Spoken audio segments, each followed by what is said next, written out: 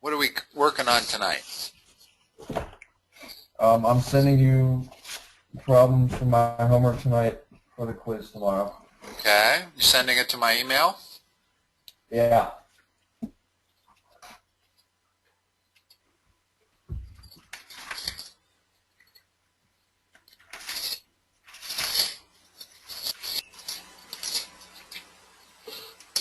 Let me know when you've sent it.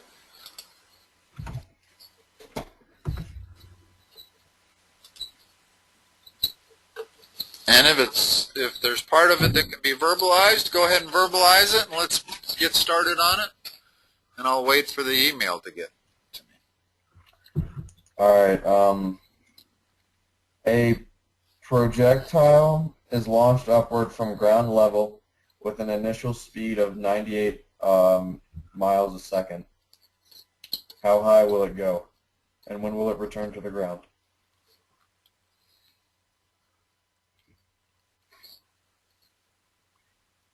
So there's our model.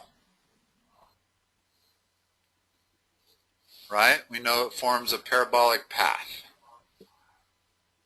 What's the general equation for projectile motion? It is The height. This is the height. This is the time scale. In other words, when you have projectile motion, the horizontal axis is the time axis, and the vertical axis is the height. So there's going to be a quadratic expression that models this curve. And if you're dealing in feet per second, it's minus 16 t squared plus the initial velocity times t plus its starting point, which is 0. So there's the equation that models that. And let's talk about that again. Your height of this equation is minus 16t squared plus the starting velocity times t plus the starting height. So really, that's the equation of motion for this projectile. okay. Notice that it fits everything we expect it to fit. When you have a parabola with a negative coefficient, when you have a quadratic with a negative coefficient in front of the squared term, it opens down. Okay. The only thing that's different here is this right here represents its initial speed, its initial velocity. Velocity is in an upward direction, so it's plus. This h sub 0 represents its initial height. In other words, let's say that instead of throwing this ball from the ground, we were standing on a 10-foot building. And we were throwing it from this point right here. All right. The equation of that's going to be, the height is going to be minus 16t squared plus 98t, its initial velocity, plus 10, because we're starting out at 10 feet. Okay. Now, let's solve it. What was the question they want solved? It was, how high will it go and when will it return to the ground? Okay, there's the graph of it. So we want this point right here is how high it'll go. And we want this measurement right there, which is how many seconds it'll take to get back to the ground. So how do I find this point? Given the equation is this.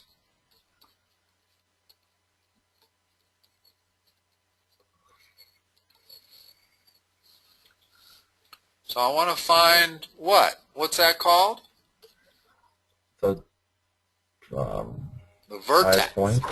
It's the vertex. The vertex is critical to parabolas because it gives you the highest point and it gives you the lowest point if it's an upside down one.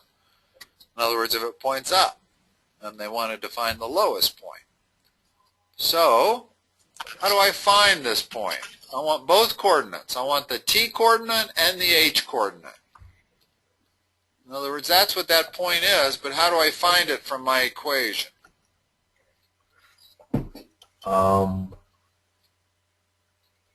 It's the formula for vertex x coordinate. I don't know. It's the first half of the quadratic formula. You understand why I say that it's the first half? No. Okay. The quadratic formula is x equals minus b plus or minus the square root of b squared minus 4ac all over 2a. That's the first half. All right. It's a good way to memorize both the quadratic formula and the vertex of a quadratic. Remember, this only is going to give me the x coordinate, or in this case, the t coordinate of the vertex. That's not going to give me the height. It's just going to tell me at what time it reaches the height. So plug it in. What's b and what's a here? B is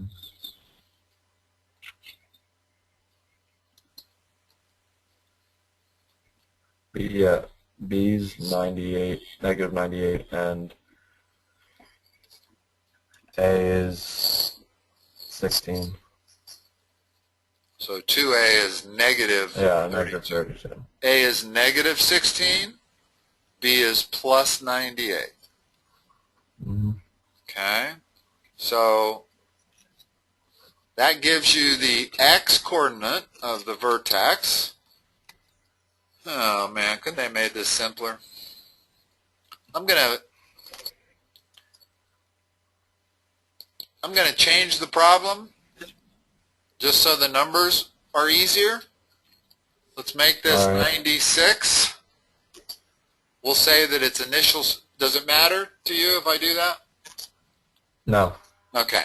So we're going to say that its initial velocity was 96, which makes it vertex that. What is this equal to? 3. So what is the y-coordinate of the vertex, which is going to be the height? The maximum height is the y-coordinate of the vertex. How do I get that? Here's our equation. The second half of the equation? Well, here's our equation.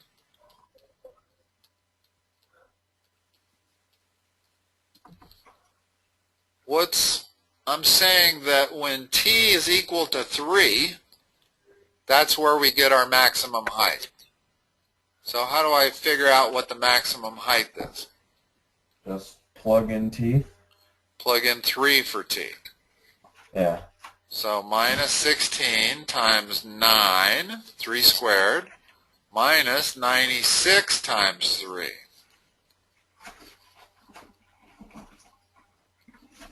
What's that number?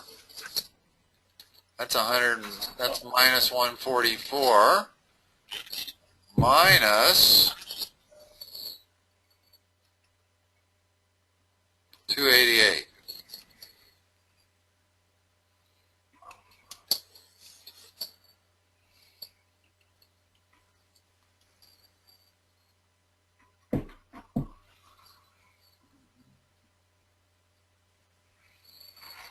Something isn't right here, and I don't know what mistake I made. Yeah, when I typed in the calculator, I got negative 432. Right, and that's not the maximum height, obviously. Yeah. Why is my sign wrong here?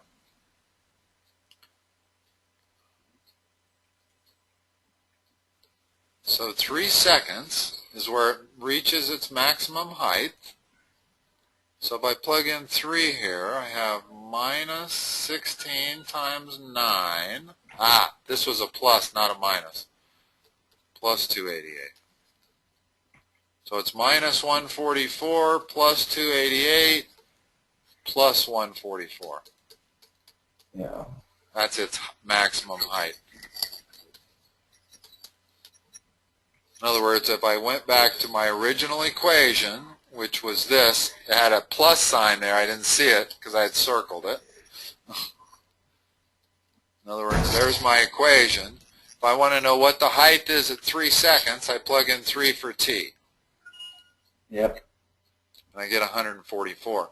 Now the reason I changed it to 96 was, notice that if I'd have left it at the original 98, that means the x-coordinate is 98 over 32, which is a fraction, which makes it much harder to solve for the maximum height, but I can still do it just to give you an answer for your homework.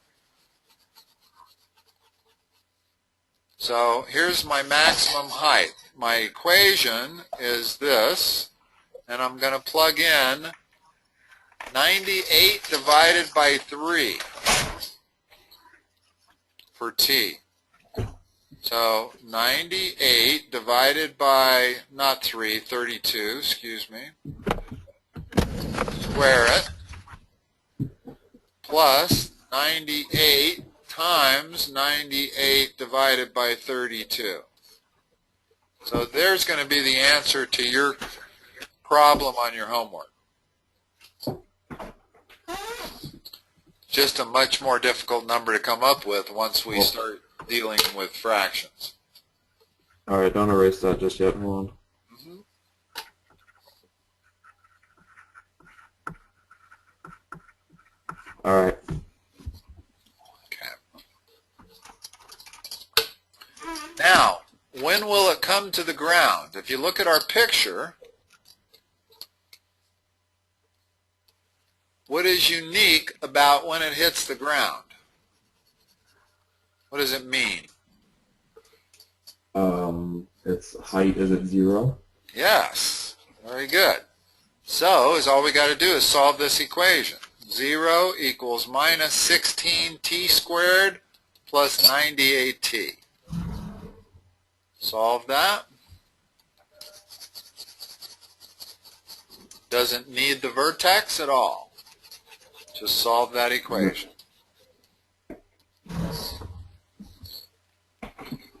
It's not a quadratic that needs factoring in a typical quadratic mode. Needs factoring though. How can I factor that?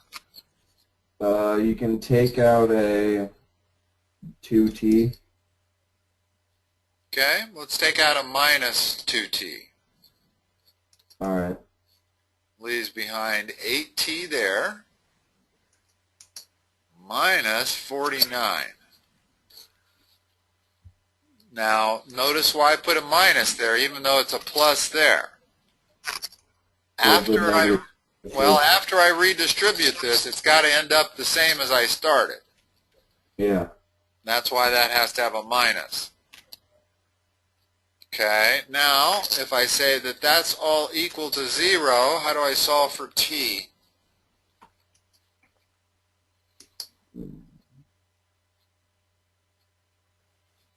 Two solutions. Either that's equal to 0 or that's equal to 0. Yeah. That's what I was thinking. I was just thinking of a number for the 8t minus 49 would be. Well, do the first one. If this is equal to 0, what's t equal to? 0. Which makes sense, right? In other words, when t was equal to 0, height was 0. But that's the t there, the first solution we get. This is going to be the second solution. What's the second solution? That's equal to 0.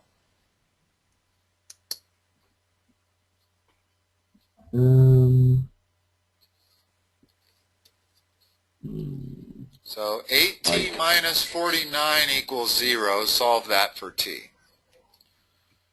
It's going to be 49 divided by 8, which is like That's the answer. 6.125 Seconds. seconds. So that's when the ball hits the ground.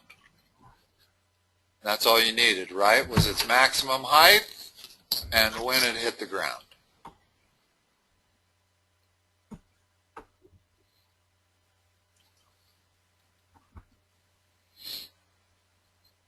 That's a classical algebra problem. But the one thing that they have to give you is this original 16t squared minus 16t squared. And in other words, they had to give you this originally.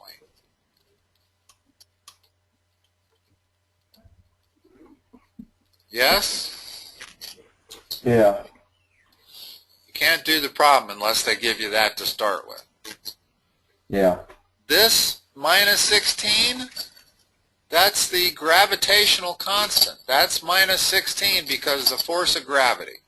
Force of gravity is always operating on this ball, pulling it down.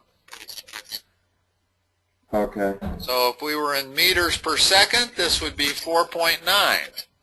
Since we're in feet per second, it's 16, minus 16. All right. But that, like I said, they will always give you this. Okay. They don't, they're really asking you to stretch your memory. Okay, you got another problem? You Yeah. got 10 minutes.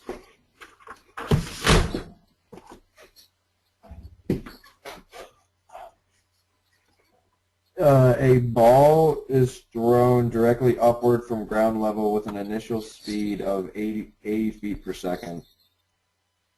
So this time I'm throwing it straight up and it's going to come straight down.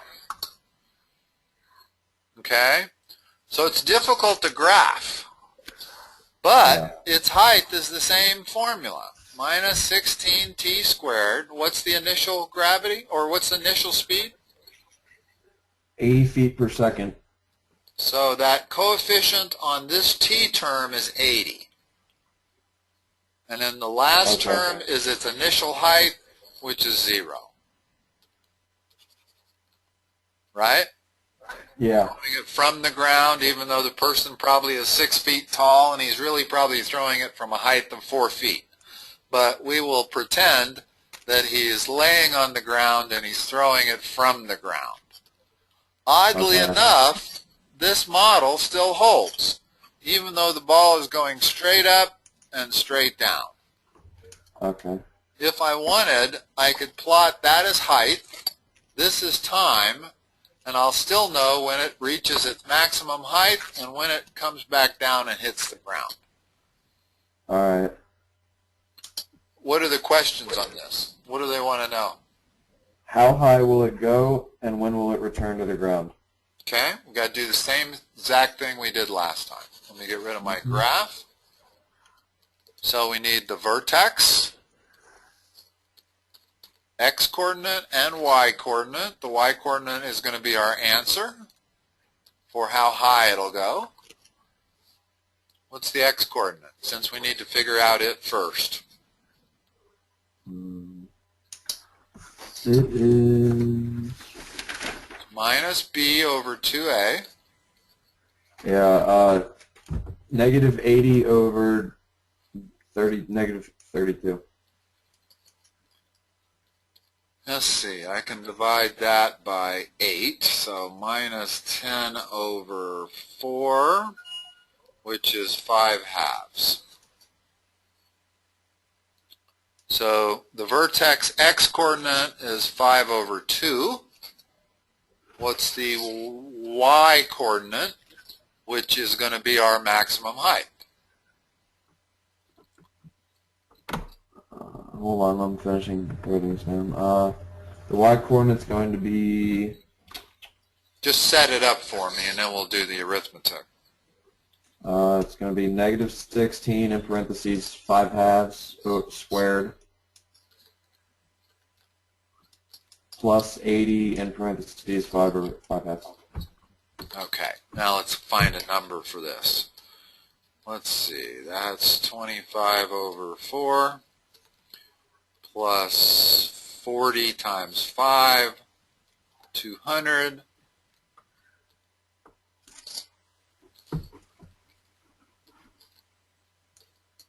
So that's minus 100 plus 200. There's its y-coordinate of the vertex, which is equal to maximum height. 100 feet.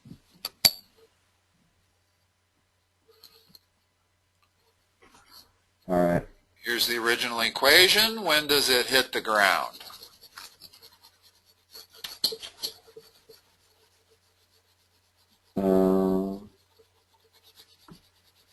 What is true when it's on the ground? What's true about height? It's at 0. Okay, so we just have to solve this equation. Yeah. And then, but we have to factor first. Factor it. You can take out a. So it's 4 goes into, yeah. You can take out a -4. Actually, 16 goes into 80. 5 times. Then 5 16. times. So let's take out a -16. What's the sign here? It's going to be plus. No. Or no, minus, minus, minus. So now what are my... Oh, sorry, I meant to take out a 16t. Yeah. So it's minus 16t times t minus 5. That gives you this. Now solve it. So solve it. If we have minus 16t times t minus 5, if all that's equal to 0, what are my two solutions? T equals 0 and t equals 5. Makes perfect sense from the picture we drew. Well, even if we draw the picture like this, where it goes up and then down, this takes 5 seconds to come back down. In other words, it's clearly on the floor at 0 seconds before it starts. So the second solution is when it comes back down. Okay. Remember, quadratics are always going to give you two solutions. Now, the thing to realize about this problem is that whether you throw it straight up and it comes straight back down, or whether you throw it to the side and it takes a parabolic path, doesn't matter. Everything is the same in terms of calculating the height and calculating when it comes back down. You just need to start with your equation. In other words, this equation here, plus the initial velocity times t plus the initial height. All right. That equation right there is your starting spot, no matter what the conditions you're given. Okay. All right. We only have 3 minutes, and I believe it or not, I have an online session that starts at 8. So I don't think we probably have time to do a full another problem. Are there any questions you could ask or want to know? I got an email from your mom about... She thinks there's a type of question that you end up missing on your quizzes, and that if we could identify what that type question was, we could address it. But that's pretty hard to do. Yeah. The only way I could do it is if you can show me your quizzes, let me look at them and see maybe if I spot what you're missing over and over. Now, the other thing she told me is that you think the problem is you just make silly arithmetic errors. And yeah, that's what I think the problem is too. I don't think that there's a type of problem you keep missing. I think you keep missing them because you make silly arithmetic errors. All right. Now, if I'm wrong, show it to me. In other words, you need to show me some quizzes where there's a certain type question that you're always missing. For instance, let's say that you had missed you had taken 3 quizzes and you had missed the projectile motion question on every one, then I would say, okay, obviously you have problems with projectile motion. Let's work on those problems. But at this point, I have no information whatsoever to indicate that there's any particular type of problem that you don't do well on. From what I've seen, you have a good fundamental understanding of math, how to set it up. The only mistakes I've ever seen you make are silly arithmetic errors. Yeah. So the key to not making those is pay more attention to detail. That's the only thing I have to offer you. I don't know how else to solve that problem. I have the same. Everybody has that problem to a degree. Nobody answers 100% of the problems correctly. Everybody has a mistake ratio. Mine might be I might make 5 mistakes out of 100 attempts. Somebody else might make 1 mistake. You might make 20 mistakes out of 100 attempts. So the goal is to reduce that number to as low as possible. You don't want to ever make mistakes if you can help it. Because mistakes is all you need to make is 1 mistake. You can have a math problem that has 10 steps to it. And if you miss 1 step, you're going to get the answer wrong. Yeah. So keep that in mind when you take your tests. That's how important it is not to make a mistake. And in real life, it's that important.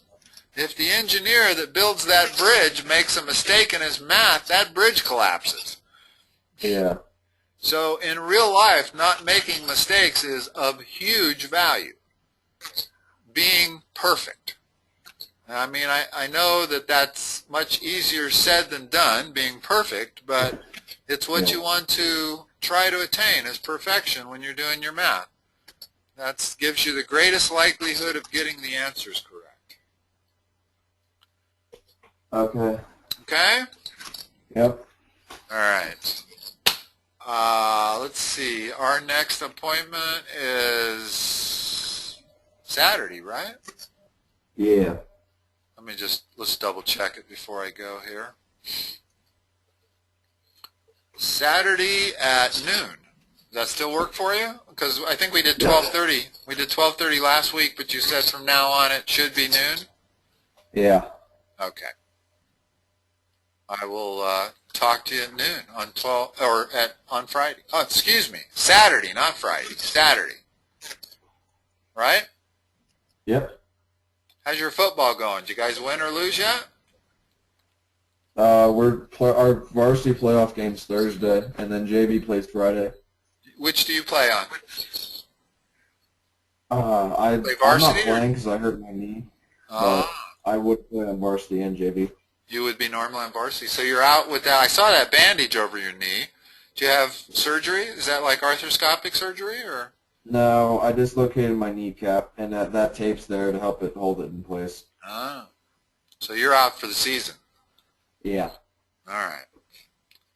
Good. More time to focus on math. Jackson, I'll talk to you on Saturday. All right. See you. Thank you.